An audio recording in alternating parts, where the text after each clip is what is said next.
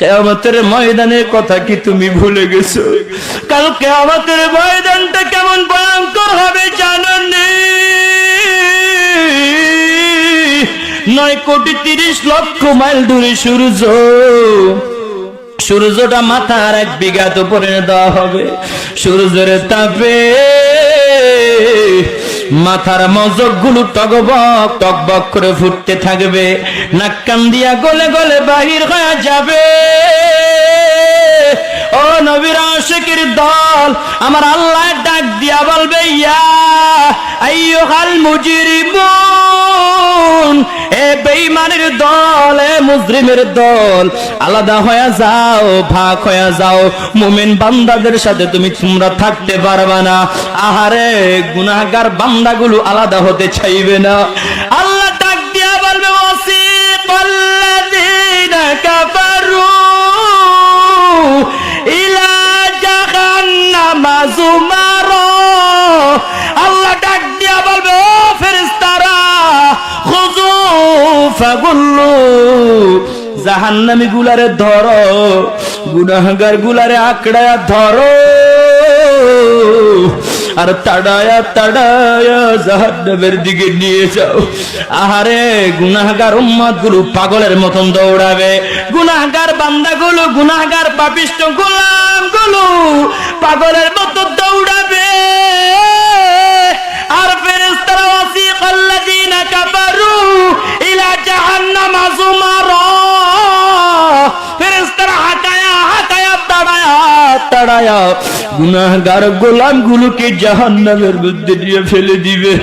ও নবীর আশিকের দল, ওই সময়ে যখন আমার নবীদের কিছু উম্মতরা যখন জাহান্নামী হয়ে যাবে, এমন সময় জাহান্নাম গর্জন দিবে, হাল মিন মাজিদ বলে গর্জন দিতে থাকবে, গর্জন দিতে থাকবে। গর্জন দিতে দিতে যখন হাসরের ময়দানের দিকে আসতে চাইবে, আমার আল্লাহ ডাক দিয়া বলবে, এই জাহান্নাম, সামনে আসিও না, বিচার কার্য সম্পন্ন করে মাত্র তোমার যত পাপিষ্ঠগুলো আছে সবগুলো তোমার মধ্যে দিয়া দিব। জাহান্নাম মানতে চাইবে না। যখন এমন সময় আমার আল্লাহ ডাক দিয়া বলবে, ও ফেরেশতারা, 70,000 ফেরেশতাদেরকে বলবে, তোমরা এক একজনের 70,000 শিকল লাগায় ওই জাহান্নাম থেকে পিছনের দিকে টানো, জাহান্নামকে পিছনের দিকে টানো। 70,000 ফেরেশতারা 70,000 শিকল লাগায় জাহান্নামকে যখন পিছনের দিকে টানবে, জাহান্নাম পিছনের দিকে যাবে না, হুঙ্কার দিয়ে বলবে, হাল মিন মাজিদ, হাল মিন মাজিদ বলে যখন সামনের দিকে যেতে থাকবে, এমন সময় আংটাটা ছিঁড়ে যাবে। যখন জাহান্নামের উপরে আংটাটা যখন ছিঁড়ে যাবে, জাহান্নাম এমন জোরে দৌড় মারবে, সাথে সাথে আমার দয়াল নবীজি সাল্লাল্লাহু আলাইহি ওয়াসাল্লাম দৌড়ায়া এসে জাহান্নামের সামনে এইভাবে ব্যারিকেড দিয়ে দাঁড়িয়ে যাবে। জোরে বলো সুবহানাল্লাহ।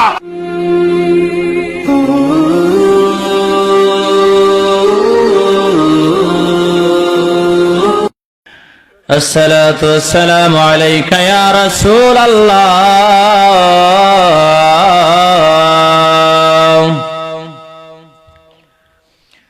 الصلاة والسلام عليك يا نبي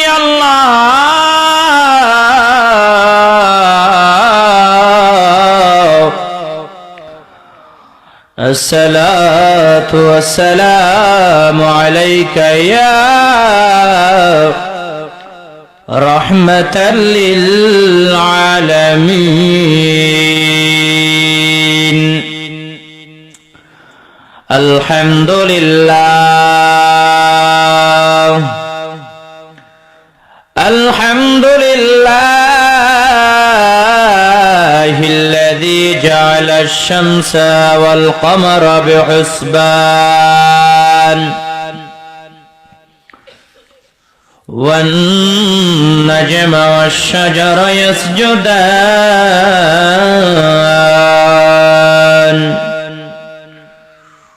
وفضل زمانا على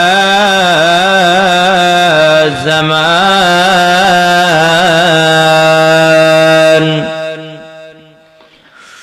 كما فضل مكانا على مكان الذي أرسله الله تعالى في كلامه المجيد وفرقانه الحميد أعوذ بالله من الشيطان الرجيم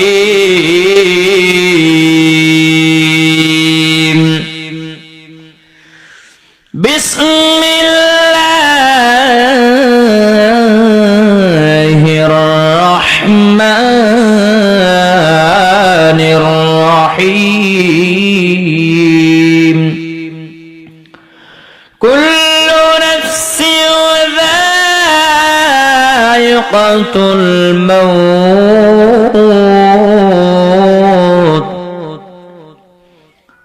وقال رسول الله صلى الله عليه وسلم القبر روضة من رياض الجنة الحفرة من حفر النار أو كما قال النبي عليه الصلاة والسلام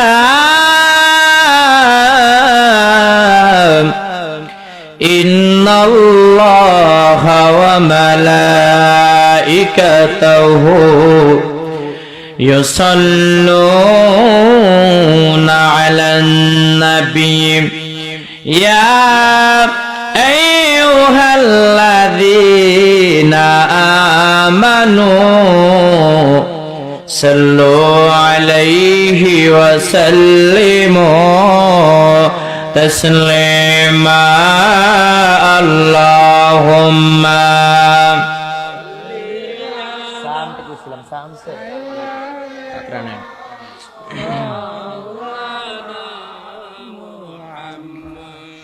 وعلى آل سيدنا مولانا محمد কোথায় রইলেন প্রাণের নবীজি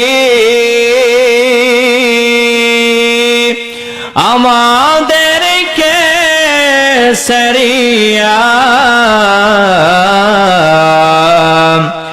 अपने बिने खिलाब হবে এই জগতে বসিয়া আল্লাহুম্মা সাল্লি আলা সাইয়্যিদিনা মাওলানা মুহাম্মদ ওয়া আলা আলি সাইয়্যিদিনা مولانا محمد صلاة يا رسول الله عليكم سلام يا حبيب الله عليكم لا إله إلا الله جر لا إله إلا الله لا إله إلا الله جر لا إله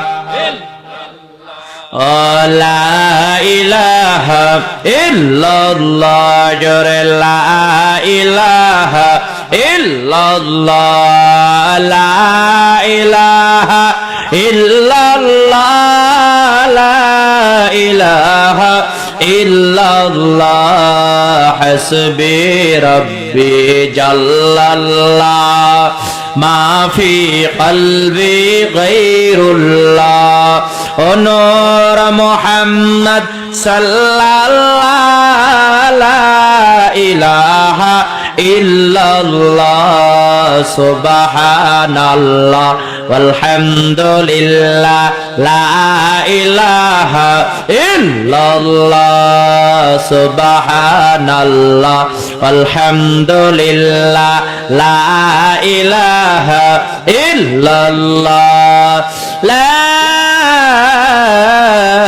ইলাহা ইল্লাল্লাহু মুহাম্মাদুর রাসূলুল্লাহ সাল্লাল্লাহু আলাইহি ওয়াসাল্লাম। আলহামদুলিল্লাহ। কালীপ্রসাদ উত্তরপাড়া প্রবাসী ও যুবকদের উদ্যোগে আয়োজিত পবিত্র মিরাজুন নবী সাল্লাল্লাহু আলাইহি ওয়াসাল্লাম উপলক্ষে ও এলাকার কবরবাসীদের স্মরণে তৃতীয়তম বার্ষিক ইসলামী সুন্নি মহাসম্মেলন, উক্ত মহাসম্মেলনে উপস্থিত আছেন অত্র সুন্নি মহাসম্মেলনের সম্মানিত সভাপতি জনাব মোহাম্মদ রেহান উদ্দিন সাহেব, সভাপতি আল্লাহ করিম জামে মসজিদ কালীপ্রসাদ। আল্লাহ পাক রব্বুল আলামিন সভাপতি সাহেবকে কবুল করুক, আমিন। আরো উপস্থিত রয়েছেন অত্র সুন্নি মহাসম্মেলনের সম্মানিত সহ সভাপতি জনাব মোহাম্মদ আতর মিয়া সাহেব, কালিকা প্রসাদ উত্তরপাড়া সরকার বাড়ি। আল্লাহ পাক রব্বুল আলামিন সহ সভাপতি সাহেবকে কবুল করুক, আমিন। আজকের মাহফিল উদ্বোধক আলহাজ মোহাম্মদ আলী শিশু ফকির সাহেব ও হযরত মাওলানা নুরুল হুদা সালেহী সাহেব, কালিকা প্রসাদ। আল্লাহ পাক রব্বুল আলামিন সবাইকে কবুল করুক, আমিন। ও আজকের মাহফিলে আমার পূর্বে আলোচনা করেছেন অত্যন্ত সুন্দর কণ্ঠ দিয়ে আপনাদের সুপরিচিত আলোচক, আজকের সুন্নি মহাসম্মেলনের প্রধান আকর্ষণ হযরত মাওলানা শাইখ মোহাম্মদ শাহরিয়ার মুস্তাফা ই চট্টগ্রাম। আল্লাহ পাক রব্বুল আলামিন কবুল করুক, আমিন। ও প্রধান বক্তারা আলোচনা করেছেন হযরত মাওলানা কারি শেখ সাফিল উদ্দিন আল কাদরি সাহেব নরসিংদী। আল্লাহ পাক রব্বুল আলামিন কবুল করুক, আমিন। ও বিশেষ বক্তারা আলোচনা করেছেন হযরত মাওলানা মোহাম্মদ মইজুল হক সাব্বির সাহেব ও হাফেজ আল ইসলাম সাহেব, আব্দুর রহিম আল রিমন সাহেব, সাইফুল আমিন সালেহী সাহেব সহ যারাই আলোচনা করেছে আল্লাহ সবাইকে কবুল করুক, আমিন। ও আজকের মাহফিল পরিচালনা রয়েছেন আমার প্রাণপ্রিয় বন্ধু, প্রাণপ্রিয় ভাই হযরত মাওলানা দিন মোহাম্মদ আশিকি সাহেব। আল্লাহ পাক রব্বুল আলামিন আমার ভাইকে কবুল করুক, আমিন। ও আয়োজনে যে সমস্ত ভাইরা রয়েছেন জনাব মোহাম্মদ মোজাম্মেল মিয়া সাহেব, হৃদয় আহমেদ লাদেন সাহেব, রায়হান মিয়া, ইমন সরকার ও হাসাইন আহমেদ সাহেব সহ যারাই রয়েছে আল্লাহ সবাইকে কবুল করুক, আমিন। আরে আওয়াজ তো কম কেন? কি ঠান্ডা হয়ে গেছে নাকি? নাকি নাম পড়তে পড়তে আপনারাও ঠান্ডা হয়ে গেছেন? কথা বলে না কেন? সুন্নিদের আওয়াজ কি এত কম হবে? মুসলমানদের আওয়াজ কি এত কম হবে? ও আমার সুন্নি ভাইয়েরা, ইতিহাস ভুলে গেলে চলবে না। মুসলমানদের কাছে কামান নাই, বোমা নাই, অস্ত্র নাই, একটাই মাত্র হাতিয়ার রয়েছে, নারায়ে তাকবীর, নারায়ে রিসালাতের স্লোগান। যারা বলো ঠিক কিনা? এই আওয়াজ যদি কমিয়ে দাও, বামপন্থী রামপন্থী নাস্তিক গুলো, ইসলামের দুশমন গুলো আশিক রাসূলদের বিরোধিতা শুরু করবে। যারা বলো ঠিক কিনা? এত আওয়াজ কম হলে তো হবে না। আওয়াজের ঠেলায় এই সাইমানা কাঁপতে হইব। কথা বলে না কেন? কি আওয়াজ দেন? নির্বাচনের সময় স্লোগান দেয়, আমার ভাই তোমার ভাই, কুদ্দুচ্ছিয়া কুদ্দুচ্ছিয়া কুদ্দুচ্ছিয়ার মার্কা কি, বদনামার কাছে আবার কি? কুদ্দুস ভাইয়ের চরিত্র ফুলের মতন অপবিত্র, পবিত্র আর কি, অপবিত্র না, ফুল তো পবিত্র, হেইতার মতন অপবিত্র, নামাজ পড়া না একক। হায় রে স্লোগান আছে না নাই? এক জায়গাতে এই যে বাপের নামে ফুলায় স্লোগান দেখে, আমার ভাই তোমার ভাই। আমি কি কিরে বেড়া, তোর বাপের ভাই বানাইছ কেমন? হুজুর এটা বুঝতেন না, মাঝে মধ্যে স্লোগানের ঠেলায় বাপের ভাই দেখতো। আছে না নাই? তখন তো যে আওয়াজ দেন এক কাপ চা খাওয়ার লাগে 100টা টিয়ার লাগে, কেউ 20 টিয়ার লাগে যে সিকরায় হের অর্ধেক চিল্লানি এনে দেন, কপাল খুলে যাবে। জোরে বলেন ঠিক কিনা বেঠিক? আওয়াজ দিয়া বলেন ঠিক কিনা? ও আমার সুন্নি ভাইয়েরা, আমার মুসলমান ভাইয়েরা, কারোর গুতা দিতাম না, ভয় নাই। আলোচনা কইরা মৃত্যু নিয়ে, মৃত্যুর মধ্যে গুতাগুতি নেই, আসেনি?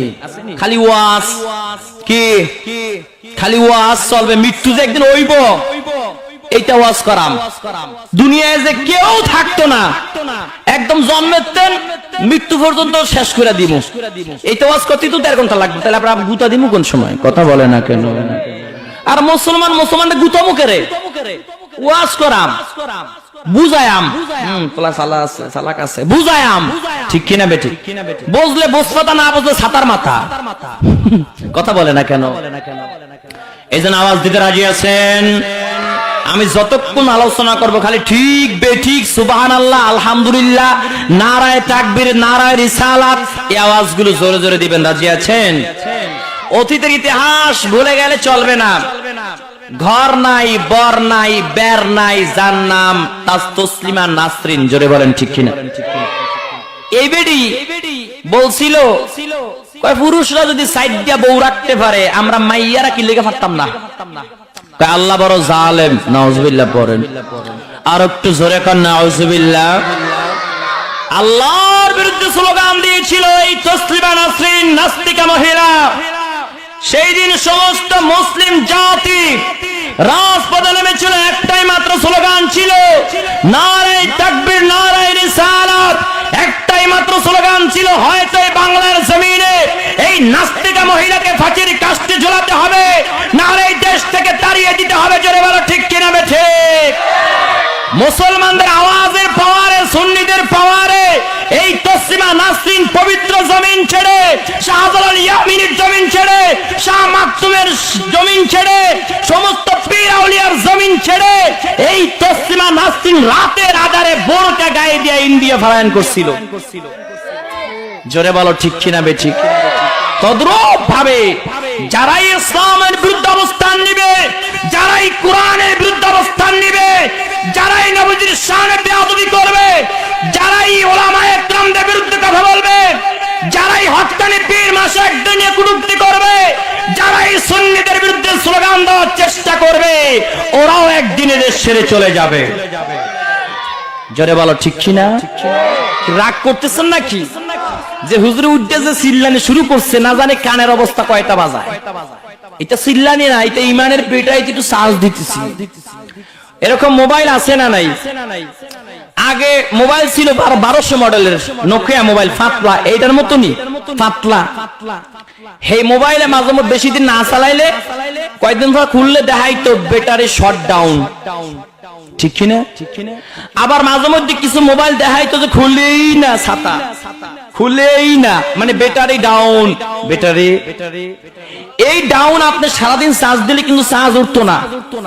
দোকানে নিয়া, মেকারের দোকানে নিয়া যদি আমরা কইতাম আর কি এই সময় যে এটা শর্ট দিয়ে দেন, কি দিয়ে দেন? দিতাম 5 টিয়া, কয়টিয়া বা 10 টিয়া অত জোরে। এনে এই 5 টিয়ার শর্টে কিন্তু সাথে সাথে কিন্তু ব্যাটারিতে চার্জ উঠতো। কথা কয় না কে? এখন তার সেই দিন গেছে গা। তদ্রূপ ভাবে যেমন ব্যাটারি বেশি দিন না চালাইলে যেমন শর্ট ডাউন হয়ে যায়, এটা শর্ট দিয়ে আবার চার্জ উঠাইতে হয়।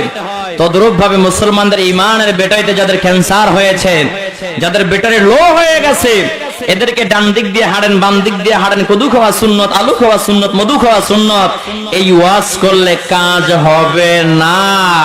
এদেরকে একটু গুতা দিতে হইব। কথা বলে না কেন? আপনার হয়েছে টাইফয়েড, আপনাকে যদি আমি নাফা এক্সট্রা দিই, কাজ হবে? দিতে হবে এত বড় বড় ট্যাবলেট। কত বড় বড় ট্যাবলেট না দিয়ে এত বড় ইঞ্জেকশন ফাঁসাফাঁসি দাপাত করে দেওয়া লাগবে। কথা বলে না কেন? ওই টাইফয়েড জায়গা হইছে, এরা জানেন ইঞ্জেকশন কতগুলো দেওয়া লাগে। এত বড় মোটা মোটা দেখলেও ভয় লাগে, এমনি টানে ডক্টর। কথা বলে না কেন? এই জন্য গরম হইলে রাগ করবেন না, গরম হইলে আরো মনে করবেন যে ওয়াজের একটা গতি বাড়বে। ঠিক কিনা বে ঠিক? আল্লাহ কবুল করুক, আমিন। তাহলে যারা এখনো মাঠে ঘোরাফেরা করেন, বাইরে দোকানপাটে আছেন, সবাই চলে আসেন, একটু ওয়াজ আওয়াজ তিনটা কইরা দেই, ঠিক কি না? এখানে তো আর সারাদিন মাহফিল চলবে না, চলবে? সারা রাত মাহফিল চলবে না, চলবে? প্রতিদিন কি মাহফিল চলবে? আজকে একটা দিন একটা সুন্নি মহাসম্মেলন দিছে, তা আপনারা যদি আজকেও জম্মের ঘুমান, কাল কিয়ামতের ময়দানে আসামের কাঠগড়া দাঁড়িয়ে যাবা। জোরে বলেন ঠিক কি না? যাদের কাছে কোরআনের কথা ভালো লাগে না, ইসলামের কথা ভালো লাগে না, মৃত্যুর স্মরণ যাদের নাই, আল্লাহকে যারা ভয় পায় না, ওগুলার আমি মুসলমান বলি না। যাদের কাছে কোরআনের কথা ভালো লাগে না, ওরা মুসলমান হতে পারে? তাহলে যারা এখান থেকে উঠতে যাইবো গা ওয়াজের আগে শেষ না কইরা, মনে করেন যতক্ষণ আলোচনা করবো ততক্ষণ কি উড়াউড়ি করতে পারতেন না। আমার ওদের কিন্তু নিয়ম আছে, খারান যাইবো, বন যাইবো, কাইতে ফুরে যান যাইবো, কিন্তু এই মাঠের বাইরে যাওয়া যাইতো না। কথা কি ক্লিয়ার না ভেজাল আছে? কথা কি ক্লিয়ার? যেইটা যাইবো গাইরা শয়তানের খালাতো ভাই। যদি কোন কেন হুজুর আপনি মানুষটির শয়তান বানালেন কেমনে? কারণ যাদের কাছে কোরআন ভালো লাগে না, ওয়াজ মাহফিল ভালো লাগে না, সুন্নি মহাসম্মেলন ভালো লাগে না, কোরআনের তাফসীর ভালো লাগে না, যাদের কাছে নবীজির হাদিস ভালো লাগে না, ওরা তো মুসলমানই না। কথা কয় না কে? এই জাগো কাছে খালি গান ভালো লাগে, এরকম একটা গ্রুপ আছে না নেই? খালি গান। এনে যদি এখন মাহফিল না দিয়া আমার আয়োজক ভাইরা যদি এনে ফ্যান্ডারমেলটা বাদ দিয়ে খালি এই স্টেজটা কইরা সাত দরকার নাই, এটা না দিয়া এনে যদি এখন গানের আয়োজন করতো, বেশি কিছু না সিকুনালে যদি আনতো, নাহলে বাদাম মেরা যদি আনতো, বাদামে তো মরে গেছে, আর এক বাদাম মেরা 2 আছে, হেডরা যদি আনতো, নাহলে আমাকে মমতা সাবারা যদি আনতো, জায়গা হইতো। এতক্ষণ এই ঘর বাড়ির ছাদের উপরেও মানুষ থাকতো। কথা বলে না কেন? মানুষের টিন মিন সব ফাড়ায় ভেঙ্গালাইতো। কথা কয় না কে? খালি উঠতে কইতো ফাইটে যায়, যুবক যদি হেডে কইতো। কথা বলে না কেন? আর যেগুলো কিছু বুড়া আছে যেটি মসজিদে যায় না, সবাই না, কিছু কিছু এরকম বুড়া আছে না নাই, মসজিদে যায় না, আবার ঠিক নামাজের টাইমে হেবাড়া টিভির দোকানে রিমোট সাফে, এরকম কিছু মুরব্বী আছে না নাই? জিগাইলে কয় ভাই কোমরে ব্যথা, মাজায় ব্যথা, বুকে ব্যথা, ফেড়ে ব্যথা, সব জায়গায় ব্যথা। হুজুর কয় আইয়েন চেয়ার দিয়া বইতে দিমু আপনারে, দেন চা দেন, একটু চা দেন। চা তো খাওয়ান লাগবো, নাহলে তো গলায় ফিকা পড়তো না। যদি হুজুরে জিগায় কি চাচা মসজিদ আইয়েন চেয়ার দিয়া বমো, হুজুর বেশি বুঝছেন না, বেতন দিয়া দিছি। আছে না নাই? খাবার লাগলে খাবারও বেশি করে দিব, তো নামাজের জন্য দেখছেন না, এটা মানে কইতে পারে না আর কি, এটা মনে মনে কয়। কথা কান আছে না নাই? হেডিও এখন ঘরে হইয়া থাকতো না, হেডিও এনে খাড়ায় থাকতো সারা রাত। কথা কয় না কেন? এই জন্য আল্লাহ সবাইকে আসার তৌফিক দান করুক, আমিন বলেন। এই জন্য আরো শুকরিয়া জ্ঞাপন করছি এই জন্য যে মহান রব্বুল আলামিন আমাদেরকে যাচাই বাছাই করে হায়াতুন নবী, জিন্দা নবী, মায়ার নবী, দোজাহানের বাদশা নবী হযরত মুহাম্মদুর রাসূলুল্লাহ সাল্লাল্লাহু আলাইহি ওয়াসাল্লামের উম্মত বানিয়েছেন। এইজন্য আল্লাহ পাক রব্বুল আলামিনের দরবারে আরো একবার শুকরিয়া জ্ঞাপন করছি, আলহামদুলিল্লাহ। আপনারা এই সুন্নি সম্মেলনে আসছেন, খুশি না বেজার? জোরে বলেন, খুশি না বেজার? একদিন সবাইকে মৃত্যুবরণ করতে হবে কি হবে না? তাম দুনিয়ার সব বিষয় দ্বন্দ্ব আছে, আছে না নাই? আছে না নাই? একটা বিষয় দ্বন্দ্ব নাই, সেটা হলো কুল্লু নাফসিন যায়িকাতুল মাউত। মৃত্যু নিয়ে কোনো দ্বিমত, কোনো ইখতিলাফ আপনি হিন্দু, বৌদ্ধ, খ্রিস্টান, ইহুদিদেরকে যদি বলেন যে তোমরা কি একদিন মৃত্যুবরণ করবা, হিন্দু, বৌদ্ধ, খ্রিস্টানরা বলবে হ্যাঁ একদিন আমাদেরকে অবশ্যই মৃত্যুবরণ করতে হবে। আপনি যদি প্রশ্ন করেন যারা আল্লাহ রাসূল মানে না, আল্লাহকে মানে না, সৃষ্টিকর্তা মানে না, যাদেরকে আমরা নাস্তিক বলি, যারা বলে দেয়ার ইজ নো গড, আল্লাহ বলতে কেউ নাই, এই থিওরি যারা ব্যবহার করে, যাদেরকে এক কথা আমরা নাস্তিক বলি, যারা কোনো ধর্মকে বিশ্বাস করে না, তাদেরকে যদি আপনি বলেন যে তুমি কি আজীবন চিরকাল বেঁচে থাকবা, সেও বলবেন না চিরকাল আমরা বেঁচে থাকবো না, একদিন আমাদেরকে এই পৃথিবীর মায়া ত্যাগ করে চলে যেতে হবে। জোরে বলেন ঠিক কিনা বেঠিক? মৃত্যু, মৃত্যু এমন একটা বিষয় অবধারিত যার হাত থেকে কেউ বাঁচতে পারবে।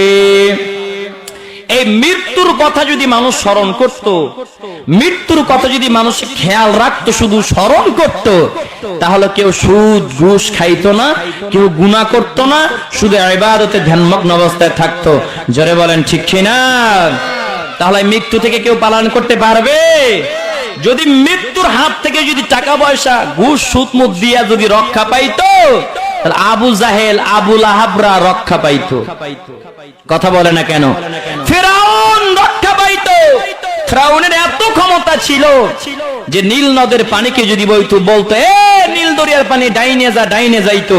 যদি বলতো বামে যা, বামে যাইতো। 40 বছর পর্যন্ত এই ফিরআউনের সর্দি জ্বর পর্যন্ত হয় নাই। এই ফিরআউন কিন্তু শেষ পর্যন্ত ওই পানির মধ্যে, নদীর মধ্যে সুবানি খাইয়া বিদায় হয়েছে। জোরে বলেন ঠিক কিনা?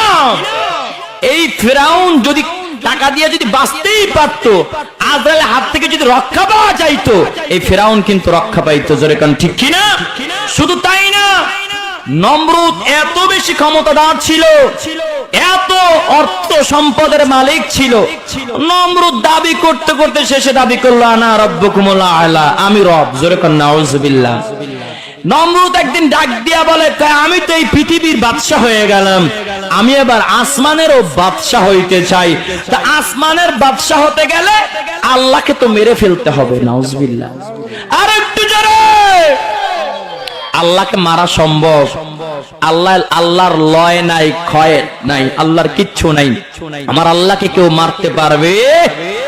আমার আল্লাহ চাইলে কোন বলার সাথে সাথে তামাম পৃথিবী ধ্বংস করে দিতে পারে। জোরে বলেন ঠিক কিনা? ঠিক। আল্লাহকে মারার জন্য এই নমরুদ্দা একটা বিশাল ঈগল পাখি লালন পালন করলো। লালন পালন করে ঈগল পাখির উপরে উঠছে তীর নিয়া, মানে অনেক উপরে উঠে যাবে, অনেক উপরে আকাশের কাছে কাছে গিয়া উপরে তীর নিক্ষেপ করে আল্লাহকে মেরে ফেলবে। নাউজুবিল্লাহ পড়ে। এখন একদিন এই নমরুদ্দা ঈগল পাখির পিঠে উঠছে, তীর নিয়ে আল্লাহরে মারবে। এখন অনেক উপরে গিয়া তীর আসমানে নিক্ষেপ করেছে, আর বলে আল্লাহকে আজকে মাইরা এলাম। আল্লাহ ডাক দিয়া আজ জিব্রাইলকে বলে, জিব্রাইল, এই নমরুদ্দা বড় কষ্ট করে এত দূর আসছে, এত সাধনা করে আসছে, ওরে ফিরে দিস না, ওই তীরের আগায় একটু রক্ত লাগায়া দে।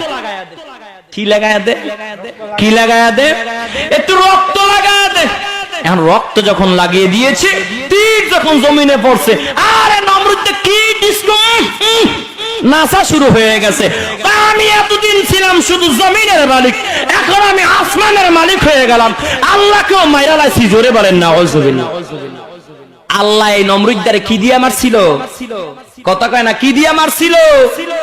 একটা ল্যাংড়া মশা দিয়া। আল্লাহ কয়, নমরুদ্দারে তুই আনা রাব্বুকুমুল আলা দাবি করছো, তোর টিকিট শেষ। নমরুদ্দার কাছে আল্লাহ কোন সেনাবাহিনী পাঠাইছিল? অস্ত্রধারী কারো পাঠাইছিল? না না, আল্লাহ ল্যাংড়া মশা পাঠাইয়া দিছে। যাকে যাকে মশা আসতে লাগলো, নমরুদ্দার দৌড়াইয়া যায়, কয় দুর্গের গেট বন্ধ করে দে, ঘরের মধ্যে ঢুকে কয় বউরে মশারি টানা। কি টানা? কেন মশারি কেন টানাবো? কয় আরে শত্রু বাহিনী আইছে। কয় কি শত্রু বাহিনী? কয় শত্রু বাহিনী আইছে, মশারি টানা। কয় আরে শত্রু বাহিনী আইলে দুর্গের গেট বন্ধ করে দিবা, সৈন্যদেরকে মারামারি করতে বলবা, সৈন্যদেরকে লড়াই করতে বলবা, তুমি মশারির তলে কেন আসছো? বলে এই সৈন্য সেই সৈন্য না, এই সৈন্যর কথা সৈন্যরা মানবে না, এই সৈন্য আয়া খালি কামড়ে দিব। মশায় যারে কামড় দেয় হেডে হইয়া পড়ে। শেষ পর্যন্ত ওই যে নমরুদ্দা হানছে মশারির তলে, নমরুদ্দার কাছে কেমনে কেমনে মশারির ভিতরে একটা ল্যাংড়া মশা হাইন্দা পড়ছে। হান্দা মাত্র নাক দিয়ে ঢুকছে, মজকে চলে গেছে। কোথায় চলে গেছে? ব্রেনে যখন গিয়েছে, মজকের মধ্যে কতক্ষণ পরে পরে ল্যাংড়া মশা কামড় মারে, আর নমরুদ্দা আদ দিয়া ঠাস ঠাস করে মাথায় বাড়ি মারে, আর একটু মজা লাগে, একটু মজা লাগে। এমনি করতে করতে নমরুদ্দা ডাক দিয়া বলে, এ আমার ওজির এদিকে আয়। তুই আমার মাথায় জোরে জোরে আঘাত কর। হাত দিয়া উজিরে আঘাত করতে করতে করতে করতে আটটা গেছে ব্যথা হইয়া, ডাক দিয়া কা বাদশা নামদার আর পারতাম না, হাত তো ব্যথা হয়ে গেছে। কয় দেখ আশেপাশে কিছু আসেনি, হেডে দিয়ে আমার দেখ আশেপাশে কিছু আসেনি, যেইটা আছে হেডে দিয়ে আমার। বাদশা নামদার কিচ্ছু নাই, জোতা আছে। জোতা কি আছে? ফায়ের মধ্যে খরম আছে, হেটা দিয়ে দিমু। কাই বেড়া তুই আমার জুতা দিয়ে মারবি? যাই হোক দরজা লক কইরা দে। দিছে লক কইরা। এন মন্ত্রী জুতা খরম খুললা, মুরব্বী যারা আছেন জানেন খরম কি শক্ত না নরম? খরম কিসের গাছের মতন গাছ, এটা খরম খুললা ফিরে নিয়ে নমরুদ্দারে। মন্ত্রী মনে মনে কয় কত লাইটাইছো, আজকে পাইছে সুযোগ মাইরা লমু। মারতে মারতে মাথা ফাঁসায় এমনি জোরে একটা বাড়ি মারছে, ঠাপ্পাত করে মাথাটা ফাইটা গেছে, টাস করে মশাকে আল্লাহ হাফেজ যাইগা, কাম শেষ। শেষ পর্যন্ত এই নমরুদ্দা কিন্তু জোতার বাড়ি খাইয়া একটা নির্যাতিত হইয়া আল্লাহ তারপর দুনিয়ার থেকে বিদায় করে দিছে। জোরে বলেন ঠিক কিনা বে ঠিক? আর আরো জোরে বলেন ঠিক কিনা বে ঠিক? নবীর আশিকের দল চলবে নি, জোরে কান চলবে নি। ও নবীর আশিকের দল, আমার আল্লাহ রাব্বুল আলামিন বলে কুল্লু নাফসিন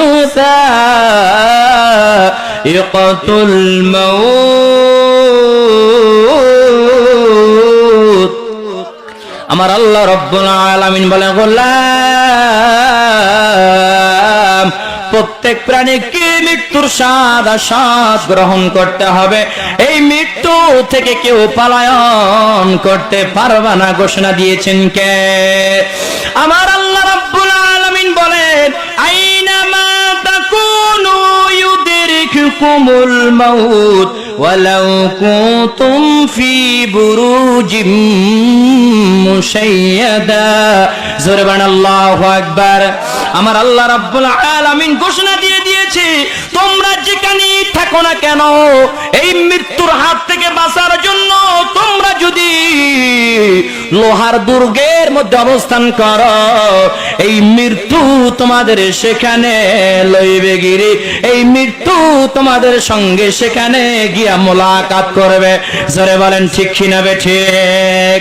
ও নবীর আশিকের দল, আমার আল্লাহ রাব্বুল আলামিন বলেছেন কুল ইন্নাল মাউতাল্লাযী তাফিরুনা মিনহু ফাইন্নাহু মুলাকীকুম। আমার আল্লাহ রাব্বুল আলামিন ঘোষণা দিয়েছে, ওগো আমার হাবিব আপনি জানায়া দেন, তোমরা যে মৃত্যু থেকে পলায়ন করছো সেই মৃত্যু অবশ্যই তোমাদের মুখামুখি হবে। ঘোষণা দিয়েছেন কে? আর একটু জোরে বলেন কে? আর একটু জোরে বলেন কে? এই মৃত্যুর কথা মানুষ ভুলে গেছে। এই মৃত্যুর কথা ভুলে যাওয়ার কারণে মানুষ রব্বুল আলামিন বলে প্রত্যেক ব্যক্তির নির্ধারিত সময় যখন উপস্থিত হবে আল্লাহ রব্বুল আলামিন কাউকে সাথ দিবে না, কাউকে অবকাশ দিবে না, কাউকে ছেড়ে দিবে না। যখনই তার নির্ধারিত সময় মৃত্যুর সময় ঘনিয়ে আসবে, আজরাইল আলাইহিস সালাতু ওয়াস সালাম আপনার সামনে এসে উপস্থিত হয়ে যাবে। ঘোষণা দিয়েছেন কে? আর একটু জোরে বলেন কে? ও নবীর আশিকের দল, কেউ দুনিয়ায় কিন্তু বেঁচে থাকতে পারে নাই। হযরত আদম আলাইহিস সালাতু ওয়াস সালামের কথা যদি বলি, হযরত আদম আলাইহিস সালাতু ওয়াস সালাম আমাদের আদি পিতা। কথা বলেন সর্বপ্রথম মানবকে, আরো জোরে কে? এখন তো অনেক বৈজ্ঞানিক গবেষক বের হয়েছে, বলে সর্বপ্রথম নাকি আমাগো আদি পিতা বলে বান্দর। নাউজুবিল্লাহ বাড়ি যায় কইেন, কয় সর্বপ্রথম কয় বান্দর সৃষ্টি করছি, বান্দর।